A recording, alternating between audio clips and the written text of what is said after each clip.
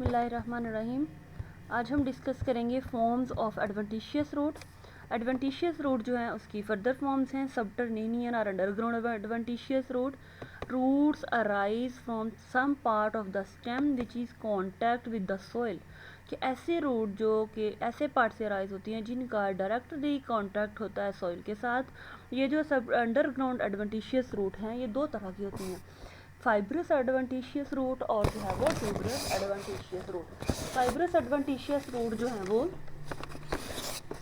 Long and cylinder roots are commonly developed on creeping and underground stem. इसमें example आ जाती है grasses की और जिंजर की। नेक्स्ट हमारे पास है ट्यूबरस एडवेंटिशियस रूट। ये स्वोलन है, फ्लैशी है और इसके अंदर स्टोर फूड मटेरियल मौजूद होता है। इसमें एग्जांपल आती है डहेलिया स्पीशी और जो है वो स्वीट पोटैटो शकरकंदी वगैरह जो है। ये हमारे सामने तीन हैं डायग्राम, दो हैं। पहले फाइब्रस रूट्स हैं जो कि ग्रासेस की हैं कि इंटरलिंक्ड है अंडरग्राउंड होने के बावजूद भी, और ट्यूबरस रूट जो है डहेलिया की, और ये मतलब कि इसके अंदर सोलन पोर्शन जो है मौजूद है और ज़्यादातर जितना ये स्वेल करता जाएगा उतना इसके अंदर फूड स्टोर होती जाएगी।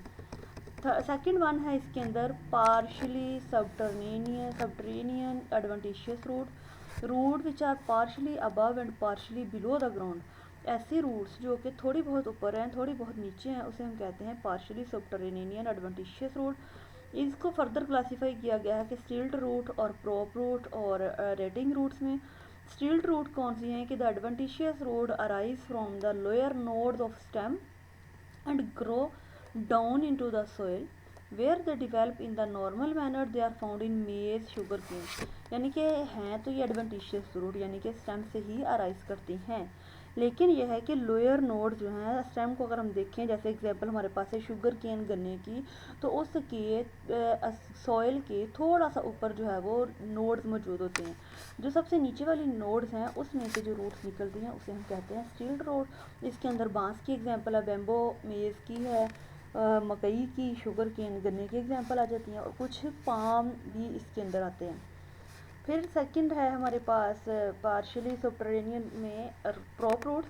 प्रोप रूट्स जो हैं ये है कि arise from aerial branches grow vertically downward in air from they absorb moisture. के प्रोप रूट वो हैं जो कि एयर से निकल के थ्रू जो है वो नीचे की तरफ चले जाती हैं, वर्टिकली ग्रो करते हैं और उसके अलावा जो है वो ये सॉइल अब्जॉर्ब कर लेते हैं ये डिफरेंट डिजॉल्व मटेरियल को जो कि साल्ट वगैरह की फॉर्म में मौजूद होता है।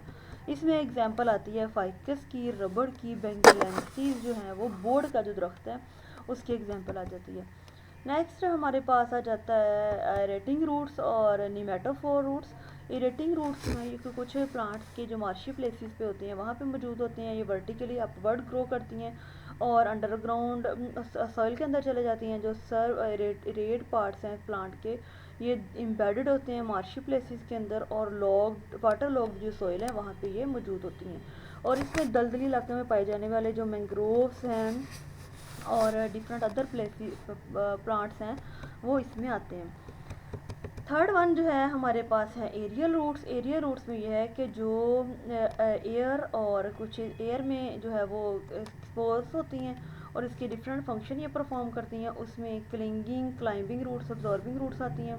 क्लिंगिंग रूट्स वो ये हैं कि स्टेम जो कि डेवलप होती है न्यूमरस शॉर्ट एडवेंटिशियस रूट बनाते हैं और डायरेक्टली जो है वो सूटेबल कांटेक्ट रखते हैं और स्टेम वगैरह के साथ ये जुड़े होते हैं।